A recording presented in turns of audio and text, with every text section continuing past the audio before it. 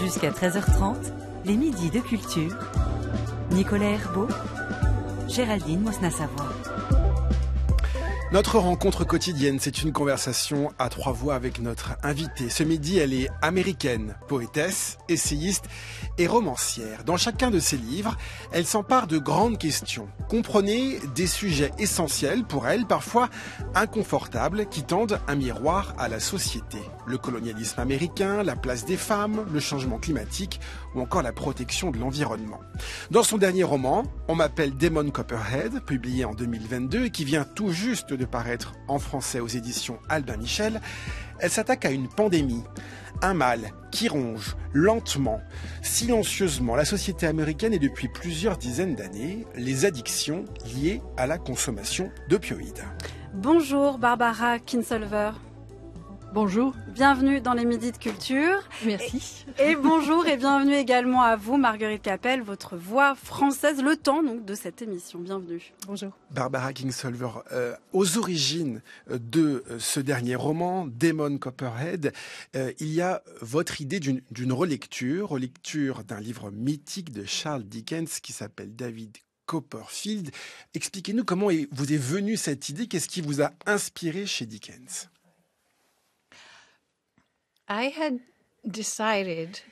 J'avais décidé d'écrire un livre qui était très difficile. Un livre sur l'épidémie, la crise des opioïdes. Un livre sur des enfants laissés orphelins par la drogue et par la pauvreté. Et plus globalement, j'avais envie d'écrire toute l'histoire de l'endroit où je vivais, c'est-à-dire les Appalaches en Amérique. C'est une des régions les plus magnifiques de mon pays. Elle est aussi ravagée par des problèmes absolument désespérés. Et surtout, elle est très mal comprise, voire invisible. Nous qui vivons dans les Appalaches, on ne se voit jamais représentés à la télévision, ou dans l'actualité, à la radio, ni dans les magazines. Sauf si c'est un documentaire sur la pauvreté, ou pour se moquer des bouseux, des hillbillies. C'est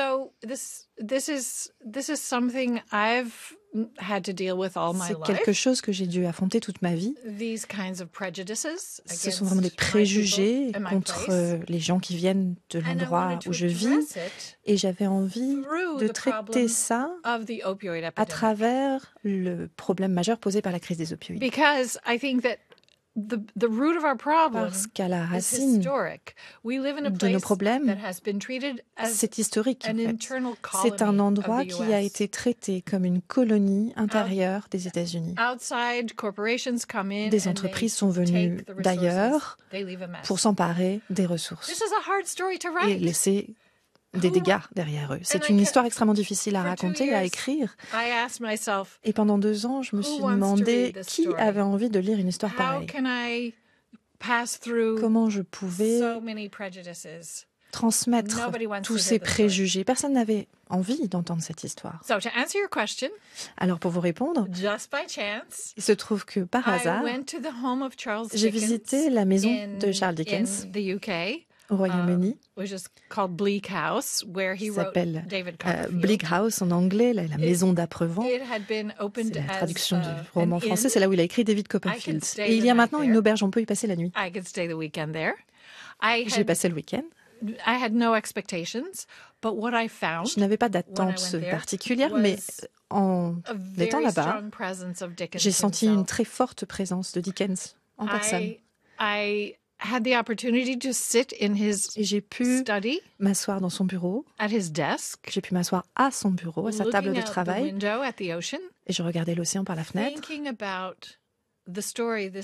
J'ai réfléchi aux histoires que cet homme avait écrites dans cette même pièce et à la colère qu'il avait exprimée, son indignation. Il parlait d'une histoire de la pauvreté, il parlait d'enfants rendus orphelins par la pauvreté.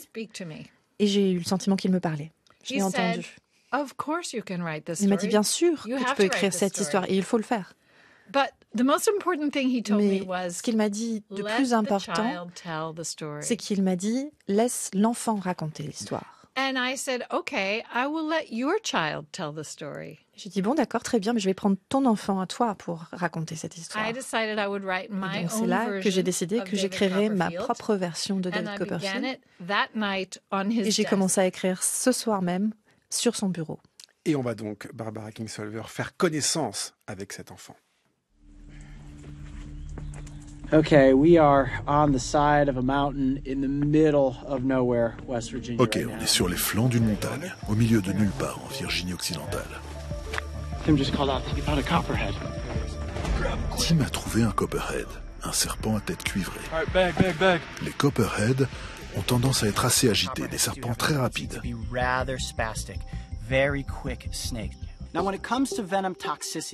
Maintenant, si on parle de venin, c'est un serpent très dangereux. Vous ne voulez pas vous faire mordre par ce reptile. Récemment, en Alabama, quelqu'un est mort d'un choc anaphylactique après avoir été mordu. Une morsure d'un serpent comme le copperhead pourrait vous tuer. On n'a pas trouvé notre cible, le serpent à sonnette. Mais on a quand même rencontré un des serpents iconiques de Virginie occidentale, le copperhead. Barbara Kingsolver, pour rentrer dans votre roman et faire connaissance avec Damon Fields, donc le personnage, l'enfant qui nous raconte l'histoire que vous avez commencé à effleurer tout à l'heure. Son surnom, c'est Damon Copperhead, à cause de la couleur de ses cheveux. Il est roux, on va dire. Copperhead, ce sont donc, comme on l'a entendu dans cet extrait de documentaire, des vipères cuivrées qui vivent là où a grandi et où se déroule l'histoire de Damon Copperhead. So, why copperheads?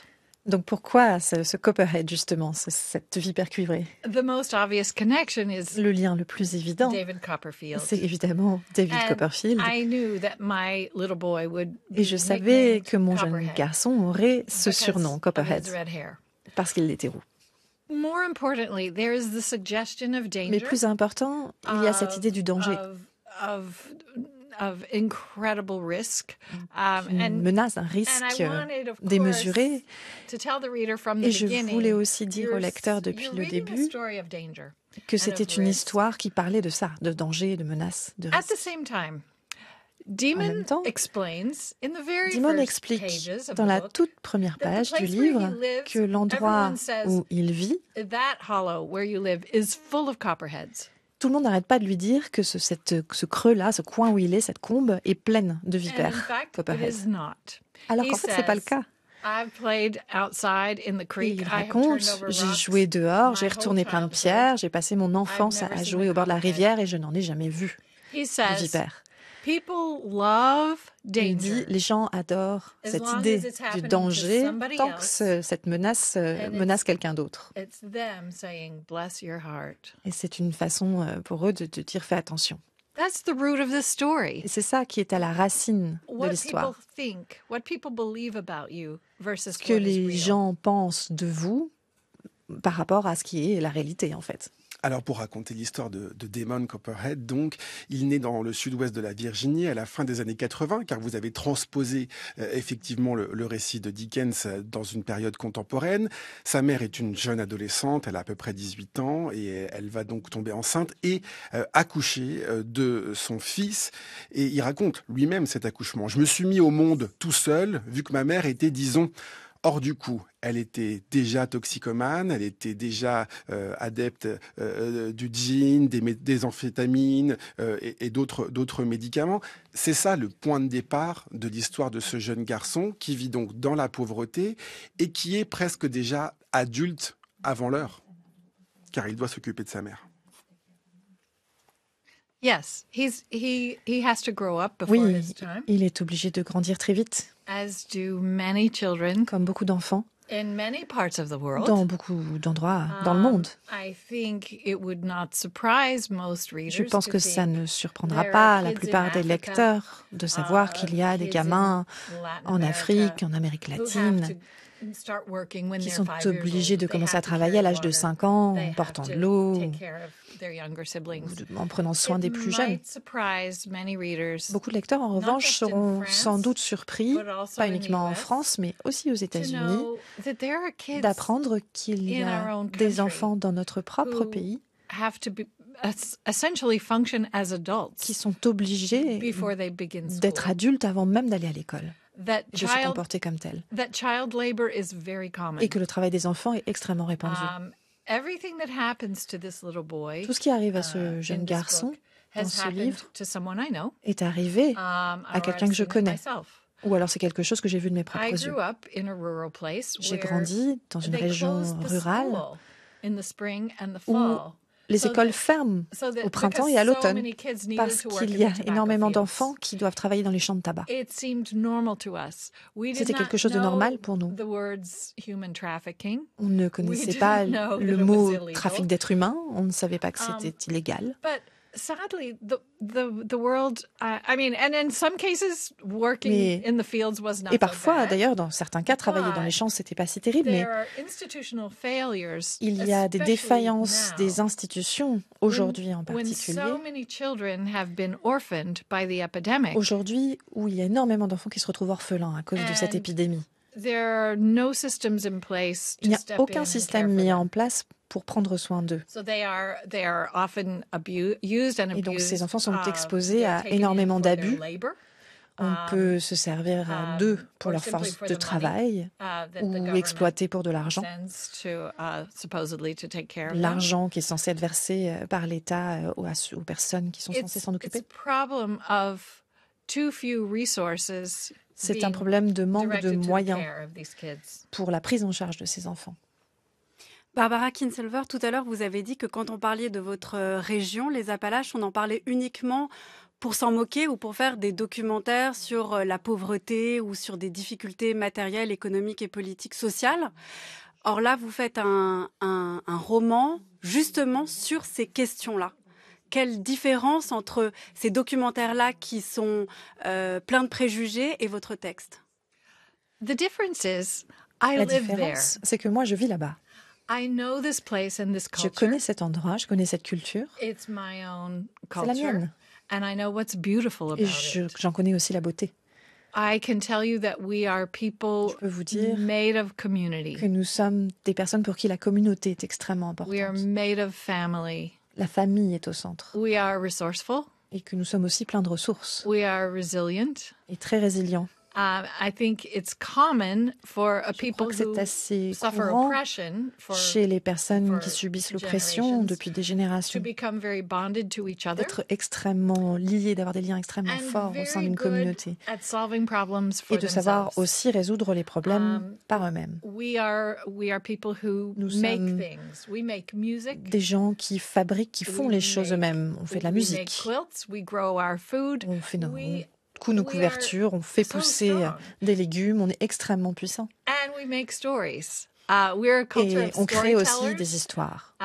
Nous sommes une culture de conteurs. J'ai grandi avec la poésie de la langue des Appalaches. Cette poésie-là, je l'adore et c'est ça que j'avais envie de transmettre aussi. Dans le petit extrait qu'on a entendu tout à l'heure qui parlait des vipères à tête cuivrée, la première chose que dit la personne qui parle, c'est « nous voilà au milieu de nulle part ». J'ai entendu ça toute ma vie. Je vis au milieu de nulle part. Je voulais que les gens sachent que ce nulle part est quelque part. Et qu'en fait, pour moi, c'est mon partout, c'est mon tout. Pour vous donner un regard différent. Si vous nous regardez du point de vue de la ville, depuis la ville, en vous disant « Oh, les pauvres qui vivent là en pleine cambrousse et qui attendent que la vraie vie commence. » J'avais envie de vous dire, à vous, que notre vraie vie, elle a déjà bien commencé et que nous vivons très bien. Et que ces mêmes endroits où nous sommes aux prises avec toutes sortes de problèmes graves, sont aussi des endroits où on sait s'occuper les uns des autres. Que dans chaque vallée, il y a une grand-mère qui veille sur tous les enfants du coin. Chaque famille, chaque communauté a des personnes qui sont capables de prendre soin les uns des autres. Donc je voulais montrer ça. Montrer que nous avons un endroit, que c'est un endroit qui existe, qui compte pour nous. Mais aussi que ces problèmes qui sont abordés toujours d'une manière si négative ne sont pas de notre faute. Des exploiteurs sont arrivés de l'extérieur. Et ce sont eux qui sont venus et qui ont semé ces problèmes, y compris les problèmes de drogue. Les entreprises qui produisent les médicaments ont choisi notre région. Précisément, justement, ils ont observé les données et ils ont décidé que nous étions les plus vulnérables pour nous abreuver de ces médicaments extrêmement addictifs. Pour poursuivre sur ce sujet et sur la métaphore tout à l'heure de ces vipères cuivrées dont on entendait parler, il y a évidemment ce venin, ce qui va contaminer, je disais, lentement et depuis des dizaines d'années la population. Ce sont donc ces opioïdes. Et vous le dites, ce ne sont pas des drogues, ce n'est pas illégal, puisque tous ceux qui tombent dans votre roman dans cette addiction ont reçu une prescription d'un médecin, et c'est notamment le cas de Damon qui va tomber dans cette addiction après une blessure lors d'un match de football américain. Ce que vous dénoncez aussi avec cet exemple, cet obstacle, cette nouvelle aventure que doit surmonter Damon, c'est effectivement cet accès aux soins. C'est véritablement le portrait des États-Unis tel que vous voulez nous le montrer, c'est-à-dire avec des inégalités aussi à ce niveau-là. Exactly. Oui, exactement. I think that most Americans Je pense que la plupart des Américains qui vivent en ville, dans les milieux urbains, n'ont aucune idée des difficultés affrontées par les populations rurales. Là où je vis, par exemple, pendant des années, dans le comté où j'habite, on n'avait pas un seul médecin qui pouvait, par exemple, accompagner un accouchement. Et même aujourd'hui, pour avoir un rendez-vous avec un spécialiste, on est obligé de faire des heures de route, parfois d'aller dans l'État voisin. La plupart des gens n'ont pas les moyens, ne peuvent pas prendre du temps sur leur travail pour aller se faire soigner. Les médecins sont si peu nombreux et si débordés que c'est littéralement impossible. Et ce n'est pas aux médecins que j'en veux. Aux médecins qui ont prescrit ces médicaments. Ce sont les entreprises pharmaceutiques qui leur ont garanti que c'était un médicament sûr, qui n'était pas addictif. Ce sont les sociétés pharmaceutiques qui ont produit de fausses études qui étaient censées prouver que ces médicaments étaient sûrs. Et ces médecins qui voient tellement de patients chaque jour, 10 ou 15 minutes chacun, n'avaient pas d'autres options que de prescrire un médicament qui était censé répondre à toutes les prières de leurs patients. Et c'est arrivé extrêmement rapidement. Ce poison, comme vous l'avez dit, ce venin est extrêmement dangereux. À tel point qu'il était extrêmement courant que quelqu'un devienne accro le temps de finir le premier flacon. Juste en quelques semaines, il y a un flacon de comprimé. Et la plupart du temps, les patients ne se rendaient pas compte qu'ils étaient devenus accros. Ils se rendaient simplement compte qu'ils retombaient malades quand ils ne prenaient plus le médicament. Donc, ils retournaient voir le médecin pour en demander davantage. Ça a touché des personnes âgées, des jeunes. Et bien sûr, pour écrire ce livre, j'ai fait énormément de recherches. J'ai passé des heures avec beaucoup de personnes qui ont été touchées par cette addiction aux opioïdes. Et à chaque fois, l'addiction a commencé avec effectivement la prescription d'un médecin. Ce n'étaient pas des criminels. These were not people chasing a high. Ce n'étaient pas des gens qui cherchaient simplement à se défoncer. They wanted to feel better and go back to C'était work. des gens qui avaient besoin de se sentir mieux et de pouvoir retourner au travail. This is what happened. Et voilà ce qui leur est arrivé. And unfortunately, Malheureusement, the problem stays forever. c'est un problème qui est éternel, qui n'a pas de fin.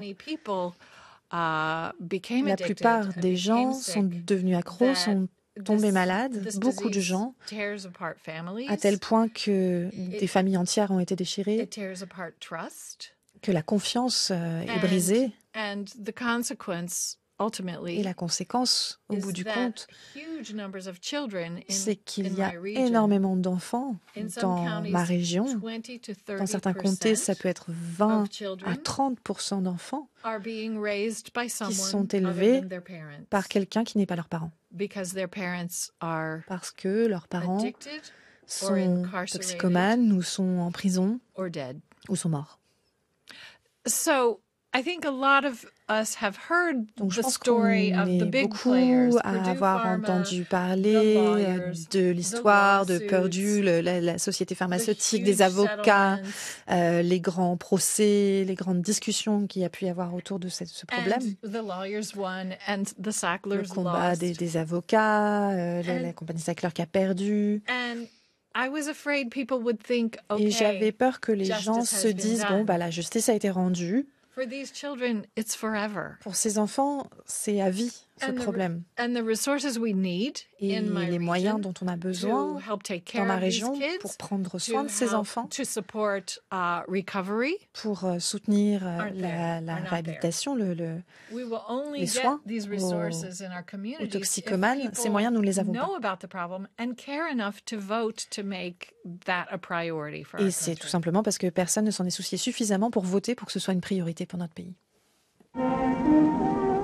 Situé au cœur même de l'Afrique noire, chef-lieu d'un pays aussi vaste que le quart de l'Europe ou le tiers des États-Unis d'Amérique, Léopoldville, capitale du Congo belge, est le sceau monumental que la Belgique civilisatrice a posé au bas du long ruban du fleuve. Le quartier commercial, appelé Kinshasa, est groupé autour du monument au roi Albert Ier. Des bas-reliefs rappellent l'Institut national pour l'étude agronomique et le Fonds Reine Élisabeth d'assistance médicale, les deux grandes fondations de son règne. De puissants bulldozers travaillent sans relâche. On crée de nouvelles artères, on comble des marais sur l'emplacement desquels s'élèveront les 20 000 maisons de la nouvelle cité indigène. Les huttes ancestrales sont remplacées par des maisonnettes où se révèle un heureux souci architectural. C'est un nouveau monde que l'on bâtit de toutes pièces avec une préoccupation évidente de progrès social. Ville neuve, ville jeune, dont la sève fait bourgeonner les artères, sortir les usines, jaillir les maisons, et d'où naît peu à peu une nouvelle civilisation, forte de toute énergie qui dépense sans compter des hommes enthousiastes. C'est un extrait du film documentaire Le rêve d'un grand roi à Léopoldville, capitale du Congo belge, 1951. Un extrait qui résonne avec votre vie, Barbara Kingsolver. Vous êtes avec nous jusqu'à 13h30 sur France Culture. Grande écrivaine américaine, on parle bien sûr de votre livre « On m'appelle Damon Copperhead ». Mais d'abord, cette archive pour nous raconter d'où vous venez. Vous êtes né dans le Maryland, vous avez grandi dans le Kentucky et à plusieurs reprises parce que votre père était médecin et partait offrir ses services aux plus démunis. Vous êtes parti vivre au Congo en 1963. Est-ce que c'est d'abord ça qui vous amène aujourd'hui à vous intéresser aussi à l'état de santé de vos compatriotes américains et qui vous ouvre les yeux peut-être différemment sur le monde et sur l'endroit où vous vivez? That's a really interesting point you make. C'est très intéressant que vous le mentionniez. I never really thought about it until Je n'y ai jamais vraiment réfléchi jusqu'à maintenant. But you're right. Mais vous avez raison. When I was 7 years old, quand j'avais 7 ans, my family went to live in ma famille est allée s'installer au Congo, which had newly become independent. Qui venait juste d'obtenir son indépendance. And we arrived in a country, nous sommes arrivés dans un pays où ce formidable progrès, c'est une blague, c'est vraiment ridicule. We lived in a country where C'était un pays où aucun Congolais n'avait eu accès à l'université, ni même simplement jusqu'à aller jusqu'au collège. Donc c'était un pays entier qui n'avait pas de médecin, qui n'avait aucun professionnel, aucun spécialiste de quelque métier que ce soit. Ils étaient complètement laissés à l'abandon. L'abandon, j'imagine, était aussi une bénédiction puisque les Belges qui étaient partis exploitaient cette population. C'était littéralement de l'esclavage, du travail forcé. Mais il se retrouvait dans une situation désespérée. Mon père y est allé en tant que volontaire médecin parce que des millions de personnes n'avaient aucun accès aux soins de santé. Et même si j'étais petite et que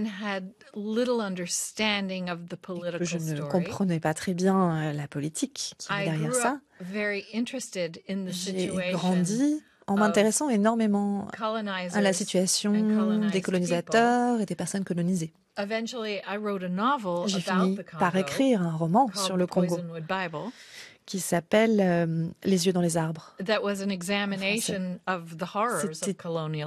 une exploration justement de ces horreurs du colonialisme et de l'arrogance du colonisateur. J'imagine que cette analyse, c'est quelque chose qui m'est resté et qui m'a permis de mieux comprendre mon propre pays et les Appalaches, puisque je suis finalement revenue vivre là où je me sentais chez moi. Je suis peut-être plus sensible que la plupart à cette idée de puissance extérieure qui viennent exploiter une population et qui les maintiennent de façon délibérée dans une situation où ils n'ont accès ni à l'éducation ni à la moindre opportunité. Ce qui pose la question de votre engagement. Je ne sais pas si vous vous voyez comme une écrivaine engagée. En tout cas, pour faire votre parcours rapidement, vous avez d'abord débuté par des études de biologie, des études scientifiques, avant de vous sentir peut-être autorisé à écrire, à abandonner cette première carrière pour vivre de votre passion. Vous avez écrit des essais, vous avez mené des enquêtes journalistiques aussi, notamment sur une grève dans les mines. Et puis aujourd'hui, vous valorisez, notamment par le biais d'un prix, ce qu'on appelle une écriture socialement engagée, de la fiction qui dénonce des choses très précises, des inégalités, des injustices. Ça veut dire que au final, c'est la suite véritablement de votre éducation, de votre parcours. Et aujourd'hui, vous avez l'impression d'être une écrivaine utile? Je crois qu'on m'a élevée pour être utile, pour être une personne utile. J'ai vu mon père offrir ses mains et son cœur et ses compétences à ceux qui en avaient besoin. Pas uniquement au Congo, mais aussi dans le Kentucky rural. Et aussi parce que nous étions dans une région très reculée, j'ai beaucoup lu. J'avais soif de livres, je lisais tout le temps. Tous les livres sur lesquels je pouvais mettre la main, n'importe quoi. Les romans de la bibliothèque, ou bien les livres de médecine de mon père qu'on trouvait au sous-sol. Probablement des livres que je n'aurais pas dû lire d'ailleurs. J'ai des images qui sont encore imprimées sur mes rétines que je n'aurais pas dû voir enfant. Mais j'étais juste très curieuse. Et je voulais voir le monde par tous les moyens possibles. Et le meilleur pour moi, c'était les livres. Là où j'ai grandi, très peu de gens allaient à l'université. J'ai fait partie des rares élèves de mon lycée qui ont pu aller à l'université. Et parce que j'ai pu faire ça, je me sentais une obligation d'étudier quelque chose qui soit utile. Je me suis dit que si j'étudiais les sciences, je pourrais avoir un travail utile. I never imagined I could be a writer. Je n'aurais jamais imaginé devenir écrivain. I didn't know any writers growing up. Je ne connaissais pas d'écrivaines quand j'étais jeune. Who wrote these books je me disais que les gens qui avaient écrit ces livres que je lisais étaient probablement tous vieux et morts et anglais. Yeah, so I wasn't going to be that.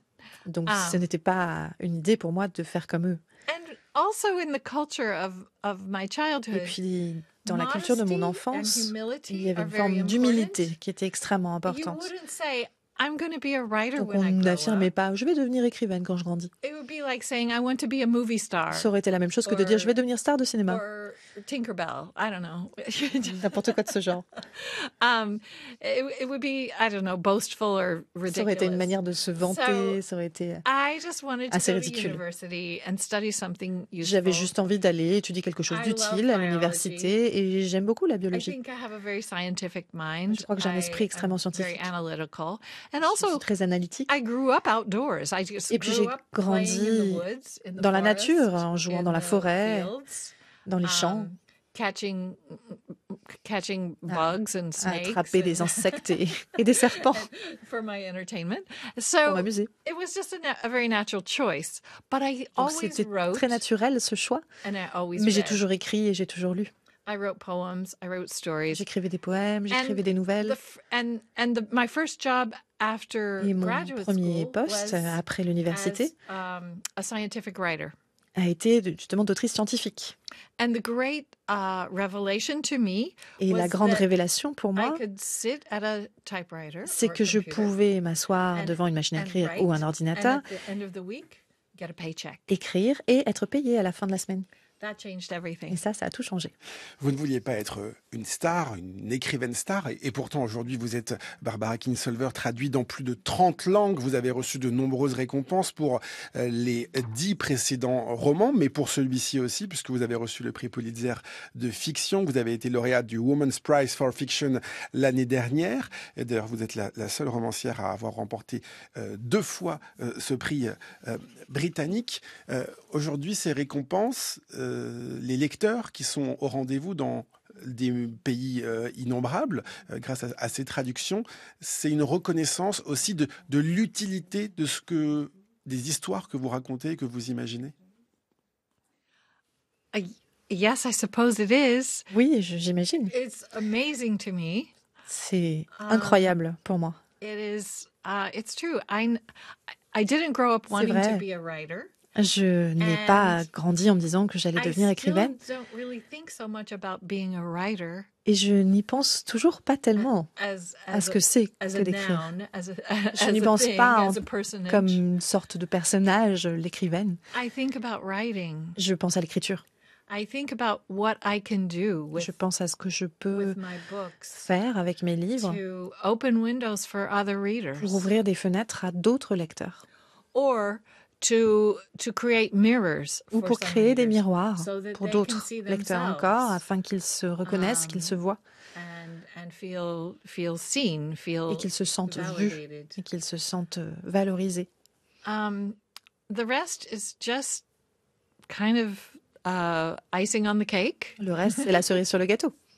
It's wonderful. I suppose merveilleux. Because it does et j'imagine seem que c'est aussi parce que it seems that I have found a way to be useful in the world.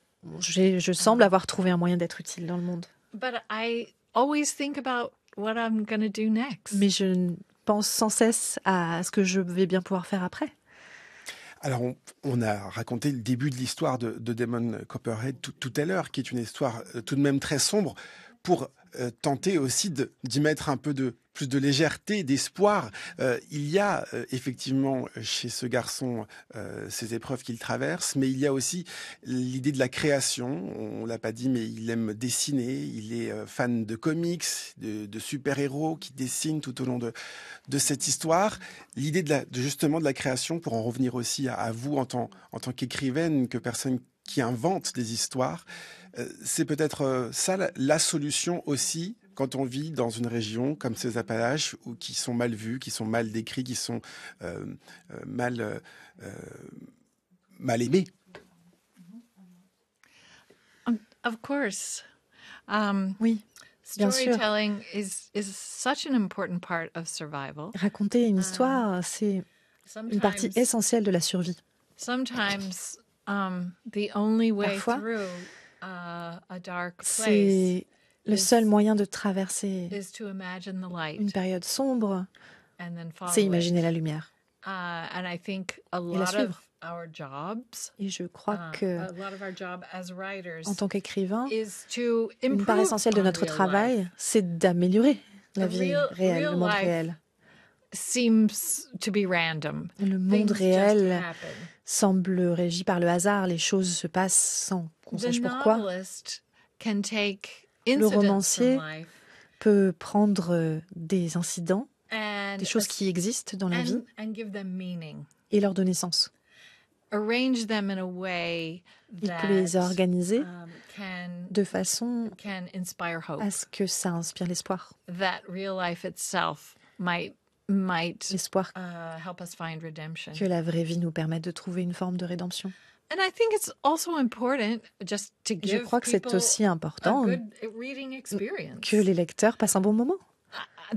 I make a deal with my readers. Je If you give passe me un marché avec mon lectorat. 10 hours of your life, Si vous me donnez 10 heures de votre vie, I will give you a reason to turn every page. je vais vous donner une bonne raison de tourner chaque page. So this is a dark story, and we've talked a Oui, lot c'est une about the histoire darkness. très sombre But et it's on en also a beaucoup really parlé. funny. Mais c'est aussi très drôle. Demon has a lot of attitude. Demon est quelqu'un qui a pas mal de panache. He's very worldly because of what he has lived Il a through. vu beaucoup de choses. Et But donc, he's also kind of naive. You mais know, il est aussi très sometimes- naïf. Et c'est pour ça d'ailleurs qu'on s'attache beaucoup à ce personnage dont personne ne veut au début de cette histoire, qui est effectivement rejeté. Et nous, pendant ces 600 pages, Barbara Kingsolver, on s'attache à ce personnage et on a envie de savoir la suite et son destin. On m'appelle Damon Copperhead, c'est votre dernier roman. Il est disponible en français grâce à la traduction de Martine Aubert et il est disponible aux éditions Albin Michel. Pour finir, Barbara Kingsolver, nous avons choisi 2 chansons. Toutes les 2 ont été reprises par le groupe de Rock Bottom Reminders, dont vous faisiez partie. Barbara Kingsolver, vous jouiez du clavier. Alors, vous avez le choix entre écouter The Everly Brothers ou Jimmy Reed. Laquelle souhaitez-vous écouter? Oh, what's the choice again? Jimmy Reed ou Everly Brothers? Everly Brothers.